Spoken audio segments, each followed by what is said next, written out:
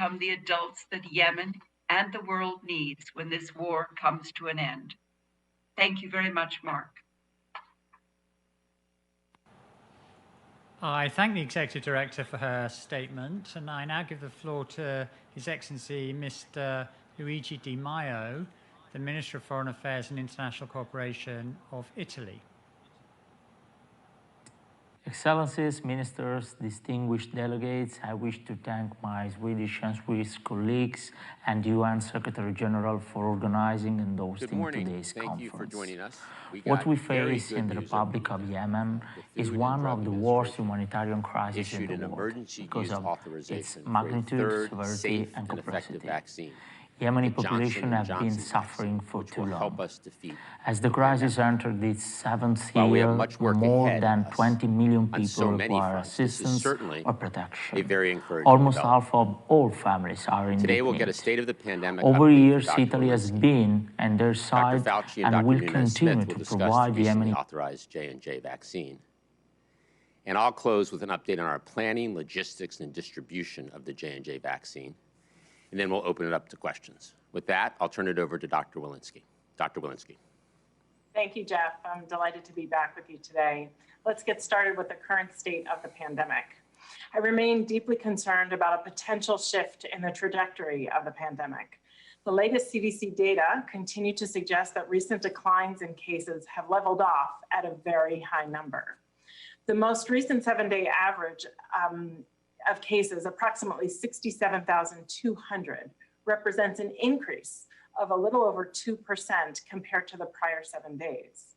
Similarly, the most recent 7-day average of deaths has also increased more than 2% from the previous 7 days to nearly 2,000 deaths per day. These data are evidence that our recent declines appear to be stalling at over 70,000 cases a day.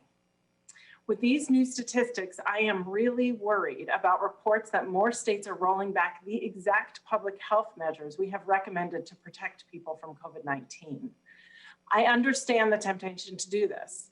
70,000 cases a day seems good compared to where we were just a few months ago. But we cannot be resigned to 70,000 cases a day, 2,000 daily deaths. Please hear me clearly. At this level of cases with variants spreading, we stand to completely lose the hard-earned ground we have gained. These variants are a very real threat to our people and our progress. Now is not the time to relax the critical safeguards that we know can stop the spread of COVID-19 in our communities, not when we are so close. We have the ability to stop a potential fourth surge of cases in this country. Please stay strong in your conviction. Continue wearing your well-fitted mask and taking the other public health prevention actions that we know work. Ultimately, vaccination is what will bring us out of this pandemic. To get there, we need to vaccinate many more people. Yesterday, CDC's Advisory Committee on Immunization Practices, or ACIP, endorsed the safety and efficacy of Janssen's COVID-19 vaccine. After the ACIP met, I was heartened to sign their recommendations for use of this vaccine in people 18 or older. This means we now have 3 safe and highly effective vaccines that prevent serious illness, hospitalization, and death from COVID-19. Importantly, ACIP does not state a preference for a particular COVID-19 vaccine.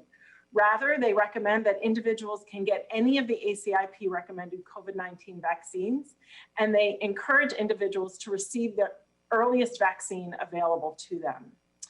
The Janssen vaccine is a much needed addition to our toolbox and increases the number of vaccine doses available and makes it possible for more people to get vaccinated and protected from COVID-19. It also offers several unique benefits. It's a single dose vaccine that provides COVID-19 protection with just one shot. That can help fully vaccinate people who may have difficulty or who are not interested in returning for a second dose. For those administering the vaccine, this vaccine is also easier to store and transport since it does not need to be kept in a freezer. This will make it easier to provide vaccine in more community settings and mobile sites as supplies scale up. Having multiple types of vaccine available, especially ones with different dosing regimens and different storing and handling, offers more flexibility. For example, clinics and mass vaccination sites that do not have freezer capacity may be able to use the Janssen vaccine, increasing access to more communities. I know that many Americans look forward to rolling up their sleeves with confidence as soon as a COVID-19 vaccine is available to them. We are working hard to get and distribute these vaccines to your communities. I also know that some people may not be there today and may still have questions about these vaccines, including wanting more information about the process for developing and authorizing them. That's natural. And I know that some people have had experiences that may have diminished their confidence in the health system. That's also understandable. I want to emphasize several important facts about these vaccines. We have conducted the largest scale clinical trials of any vaccine, and what made that possible so quickly was the high amount of disease in the community and the fact that so many people were interested in participating. All of the available data show that these vaccines are safe and are highly effective. Over 100,000 people participated in clinical trials to evaluate the safety and effectiveness of these vaccines, and they have all met rigorous FDA scientific standards. Equally importantly, as of today, nearly 50 million people in the United States have received at least one dose of a COVID-19 vaccine.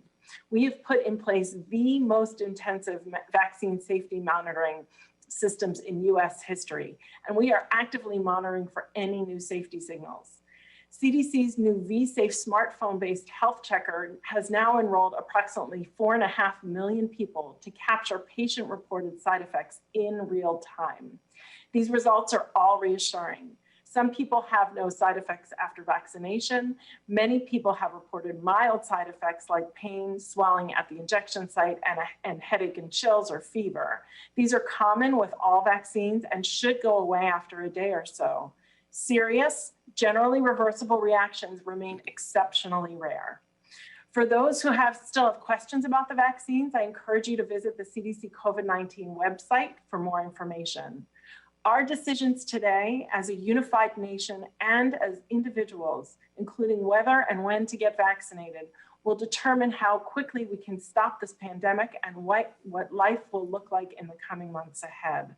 The most important thing you can do is to be ready to get the vaccine that is available to you. It will help protect us all from COVID-19. Thank you. I look forward to your questions. And with that, I'll turn things over to Dr. Fauci. Dr. Fauci? Thank you very much, Dr. Walensky. I'm going to just talk a little bit more now about the Janssen COVID-19 vaccine. If I could have that first slide, let's move on to the second slide. We get questions, just move on to the second slide. We get questions regarding the various percentage numbers that people see. And I know most of you are aware of them, but let me just clarify a few things. The 66% vaccine efficacy that we have is really against all of the countries involved. You must recall that this vaccine trial was done on 3 continents, the United States, South America, and South Africa, with varying degrees of infection dynamics, as well as varying strains, variants, or lineages. That is the 66%. The 72% is the vaccine efficacy against moderate to severe critical infection in the United States. I want to point out again a question we often get asked. In order to try, we always say, what vaccine is better than the other vaccine? In order to be able to determine that, you would have to compare them head to head.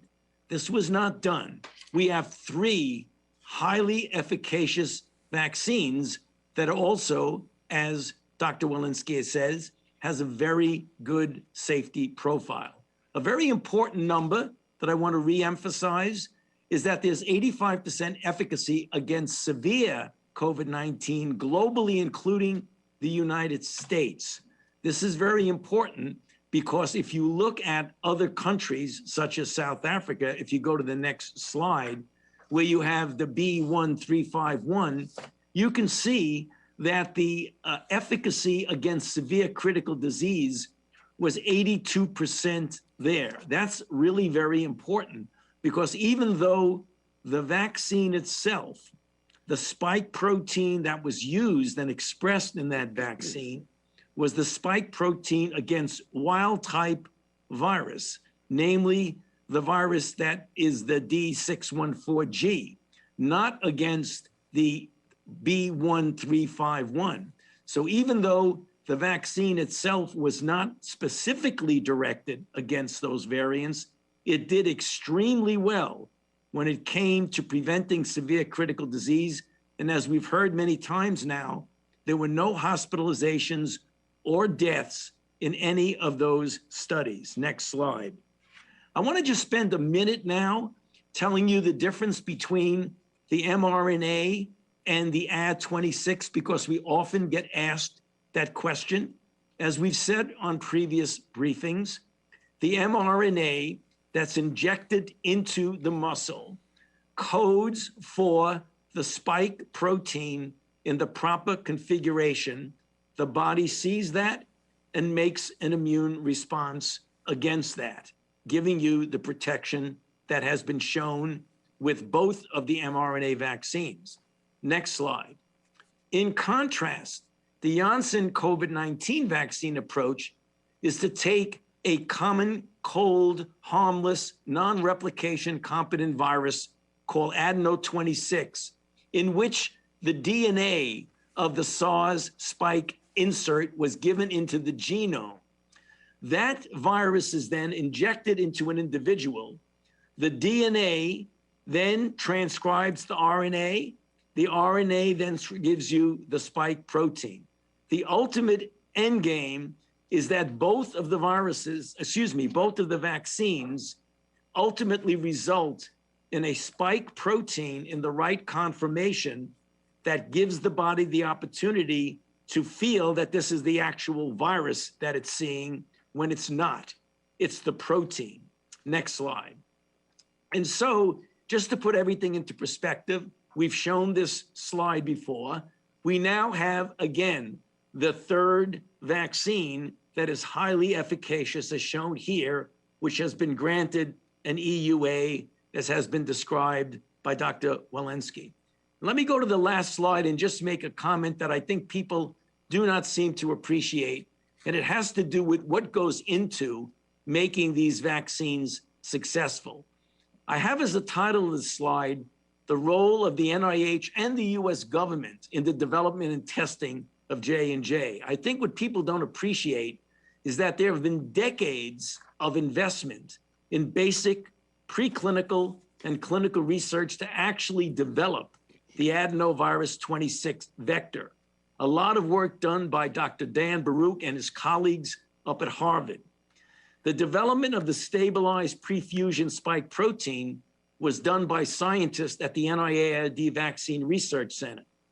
The utilization by J&J of the extensive domestic and international clinical trials network that was established for HIV and influenza. Also, the NIAID-funded core lab at the HVTN at the Fred Hutchinson Cancer Research Center performed all the immunological testing. The Data and Safety Monitoring Board was established by NIAID, and there was extensive support from BARDA at ASPR of HHS to conduct the trial and to pre-purchase hundreds of millions of dollars worth of vaccines by BARDA. So it's a complicated process. So even though it looks like it was quick and it was done in a very relatively short period of time, there was a lot of effort, including fundamental basic preclinical and clinical research that went into that. I'll stop there and hand it over to Dr. Nunes-Smith. Well, thanks so much, Dr. Fauci. This is all very, very good news. You know, all three vaccines are safe and highly effective at preventing what we care about most, and that's very serious illness and death. So all of the authorized vaccines will be distributed across states and jurisdictions and across all of our federal vaccination channels. That doesn't mean that every vaccination site will have every vaccine, but it means that all vaccines will reach all communities. So all three authorized vaccines available in the suburbs, all three available in the cities, all three available on the coast and in the heartland. So I just want to briefly talk about some of the clinical benefits of the J&J vaccine from a healthcare provider's perspective.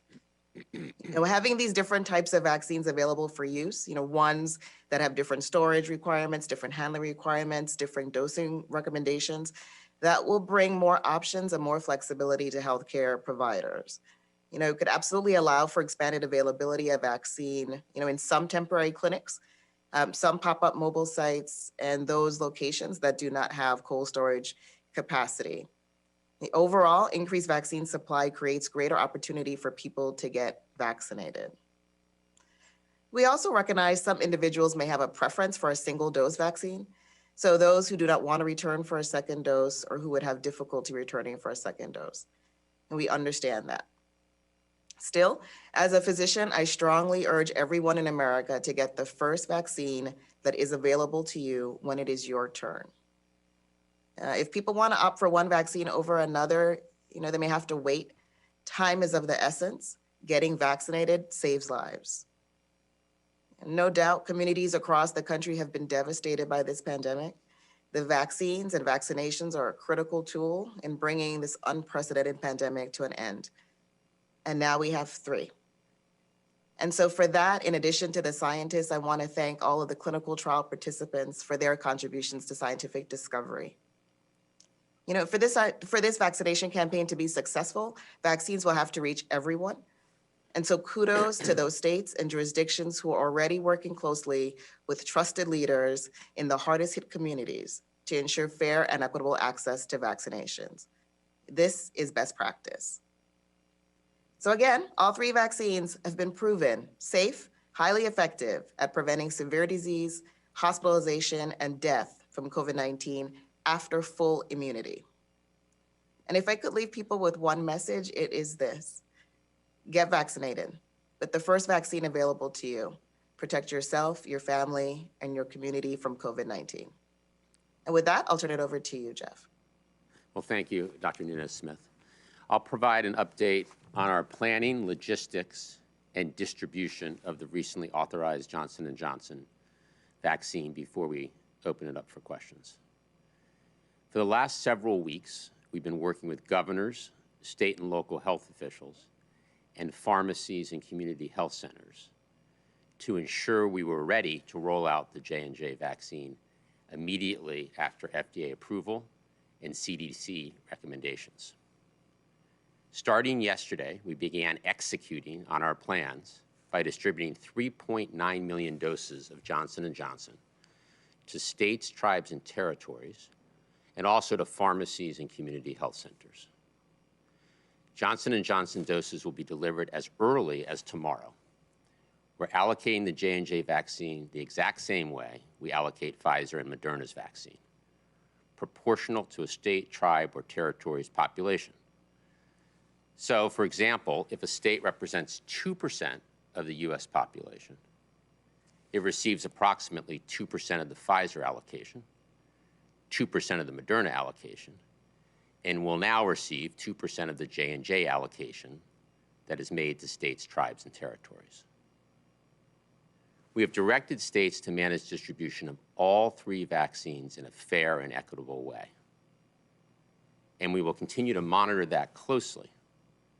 As part of that work, the CDC is tracking distribution of vaccines across a range of equity metrics, including zip codes and social vulnerability index data. We have 3 very effective vaccines, and all communities should have equitable and even access to each vaccine. As to the expected supply of Johnson & Johnson vaccine, this week we'll distribute 3.9 million doses. That is the entirety of Johnson & Johnson's current inventory. We're getting these doses out the door right away to ensure vaccines get into arms as quickly as possible. J&J has communicated that the supply will be limited for the next couple of weeks following this initial distribution of nearly 4 million doses. The company then expects to deliver approximately 16 million additional doses by the end of March. However, as we have discussed with governors and their teams, and with federal partners, we know that J&J distribution and delivery will be uneven across these early weeks in March, and the company expects the delivery to be predominantly in the back half of the month. Overall, in the J&J vaccine, we've done the planning. We have the distribution channels in place, and we're getting doses out the door as quickly as possible to get shots in arms. So we're focused on execution, and that includes the important work of ensuring that we continue to increase overall vaccine supply, increase the number of vaccinators, and increase the number of places Americans can get vaccinated. Next, I want to provide an update on the pace of doses being administered. As you can see on our weekly vaccination report, the current 7-day average is 1.7 million shots per day. Given that the first couple of days in this 7-day period included the storm impacts, 1.7 million actually understates the current pace. Over the weekend, we experienced new record levels of daily vaccinations. That said, we have much more to do on all fronts in our war on this pandemic. There is a path out of this pandemic, but how quickly we exit this crisis depends on all of us. And that's why I encourage everyone to take the advice of Drs. Walensky, Fauci, and Nunes-Smith. Follow the public health guidance. Get vaccinated when it's your turn. And continue to wear masks and social distance to protect yourself and your fellow Americans. We will continue doing everything we can as a federal government to defeat this virus. But it'll take all of us stepping up to do our part. With that, let's open it up to questions. Great. And a reminder to please keep your questions to one question only. First up, we'll go to Elizabeth Wise at USA Today. Hi, thank you so much for taking my question. You didn't say how many doses are being shipped this week. I think usually you've had that. My question, however, is, so appointment systems seem to be the rate limiting factor for getting people vaccinated in a lot of the country. And in some cases, this is frustrating people who aren't coming back because they couldn't get through. As states move into phase 1B and 1C, and we get tens of millions of more Americans who are eligible, how is this system going to cope, and what are you doing to strengthen it? So the number of doses is 3.9 million. So that was the entire J&J inventory, and all of those doses are being shipped this week. You know, I think scheduling an appointment is too difficult and remains too difficult in too many places. You know, in some states or in some locales, things have gotten better. The pharmacy systems are often better at scheduling and appointments. But overall, too many Americans are suffering frustration, taking up way too much time to schedule an appointment.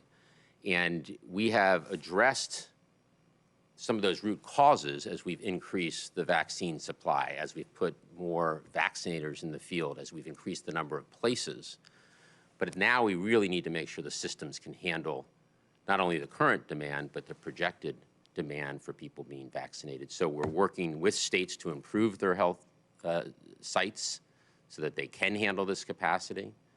We're also looking at lower tech solutions that the federal government might be able to provide, whether those are call centers or people to help navigate the system. So I think overall scheduling remains for far too many people too frustrating, and we need to make it better. Next question. Next, we'll go to William Joy with WFAA Dallas. Yeah, thank you for taking my question. So this has to do with equity for either Dr. Nunes-Smith or for Jeff. So at least here in Dallas-Fort Worth, the gap between vaccinations in affluent zip codes versus underserved zip codes is actually getting worse. So how specifically are you grading yourself when it comes to equity, and what's that grade right now? Dr. Nunes-Smith? Yeah. No, thanks for the question. We're absolutely 100% committed to equitable vaccine access. And You know, the statistics that you share are very concerning to us. We know that we still have a challenge in terms of data. The data quality are not exactly where we'd like them to be as far as race, ethnicity, but even the data that we have do suggest this pattern. You know, we are already in the federal programs prioritizing equity. We have been committed to this from the very beginning and the launch of those programs, using metrics such as the CDC's Social Vulnerability Index to help guide where resources should go. You know, ultimately, we do believe that people should be vaccinated at the rates, and different groups should be vaccinated at the rates in their population. And that's our target and our goal. We're already working closely with states to provide technical assistance. Where needed, we will continue to do so. I think Dr. Nunez-Smith has captured it well. I will add that the President has been crystal clear that as important as speed and efficiency in vaccinations, equity and fairness are as important, and we need to make sure that we execute on a strategy that ensures equity and fairness. Great. Next question will go to Lori Garrett.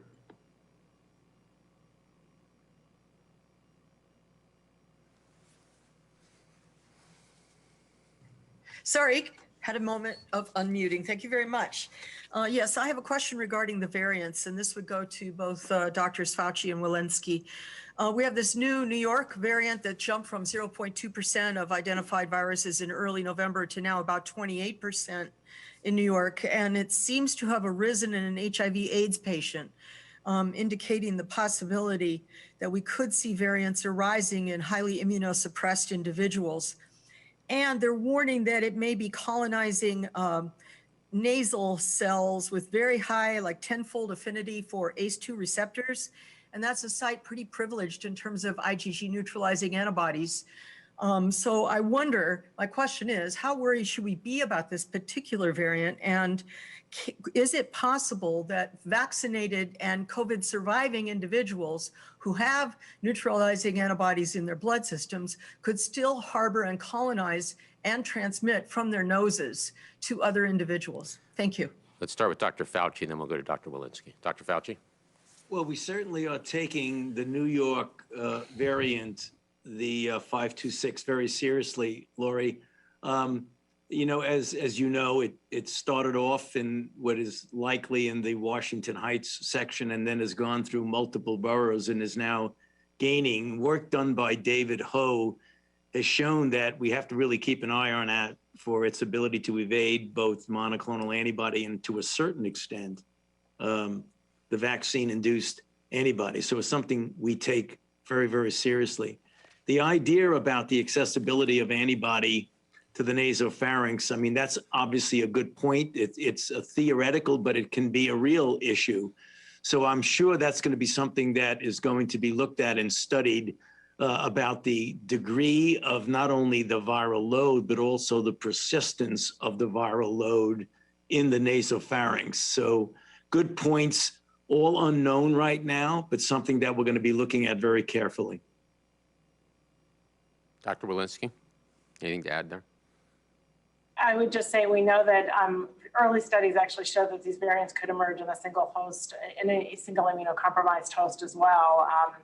And it's our reason to decrease circulating virus everywhere, but in the community as well as in individuals. I think is important because we often get asked a question that's a reasonable question. Should people who are immunocompromised get vaccinated? And the answer is absolutely yes. Absolutely yes.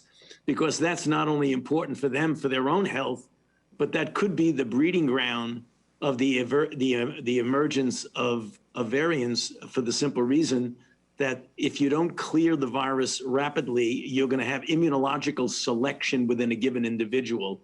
And as Lori said correctly, that was probably how all this started with 526.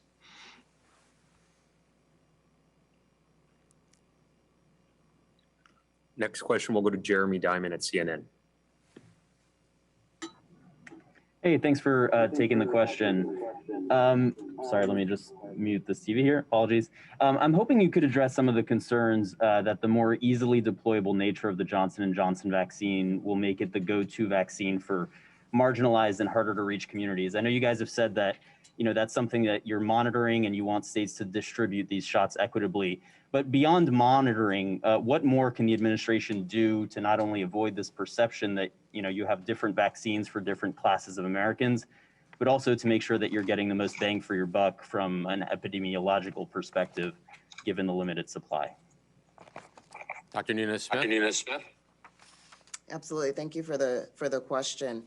So, we shouldn't lose sight of the very good news that we have. We have 3 authorized vaccines.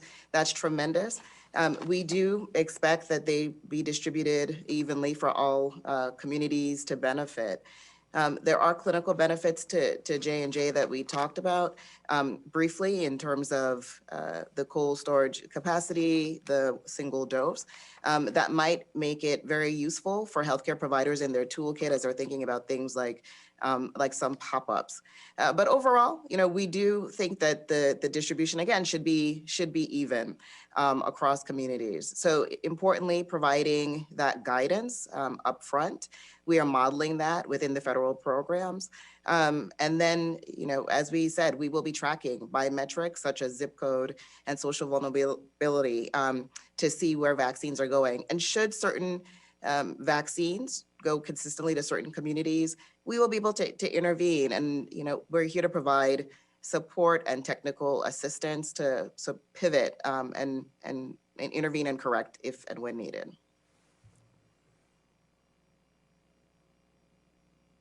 Last question, we'll go to Zeke Miller at the Associated Press. Thank you all for doing the call. 2 questions. First, just to follow up on what Dr. Nunez-Smith just said, what would that intervention look like? Would that be reduction in a state's allocation? And then more broadly for Drs. Walensky and Dr. Fauci, what is the current timetable in terms of federal guidance on what people who have been vaccinated can and shouldn't do in this moment? Is it safe for them to go out to dinner right now? Can they start to travel? And are you worried that the delay in getting that sort of guidance is having a downward pressure on demand? So Zeke, I'll go first here and then over to the doctors. If we were to see that vaccines were going to certain communities, we will take action, as Dr. Nunez-Smith said, to ensure supply is distributed evenly. And first actions would include, obviously, the communication of our standards and our insistence that people adhere to the standards. And then we would begin by providing technical assistance to the state or other providers. Second question, over to you, Dr. Fauci. Yes.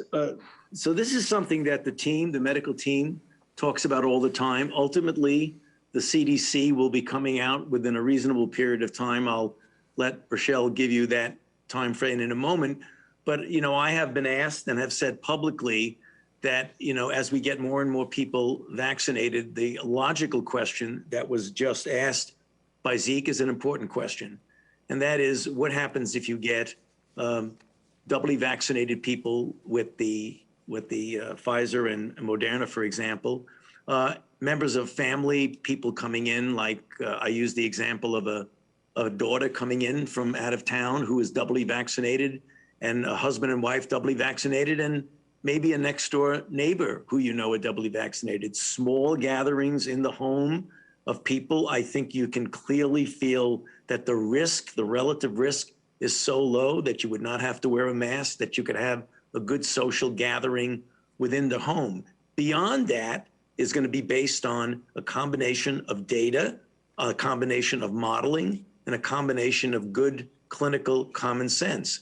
And the CDC is working on that right now, and we'll all be together with a good message, hopefully soon. So Rochelle, why don't you take it from there? Yeah, I don't have much to add except to say we're actively working on this guidance. We're looking forward to releasing it soon. At the same time, and I would agree with all that Dr. Fauci has said, at the same time, I want to really keep our eye on the fact that our cases are increasing right now, slightly, but they are. And so, the goal is not to sort of open up travel, open up all of things because people, we're scaling up vaccination. The goal in this first 100 days has always been to sort of make sure that we are in a place to be out of this pandemic. At 70,000 cases per day, we're not in that place right now. So while we may have, guidance at the individual level, as Dr. Fauci has suggested, I think we all need to keep our eye on the fact that we're not out of the woods here yet. Yeah, the environment of, as I just mentioned, the setting in a home of a small group of people having dinner together, all of whom are vaccinated, is very different when you step out the door and go into a society that has 70,000 new infections per day. So amen to what Dr. Walensky just said. I want to thank everybody for joining today. We'll be back together on Wednesday. Thank you.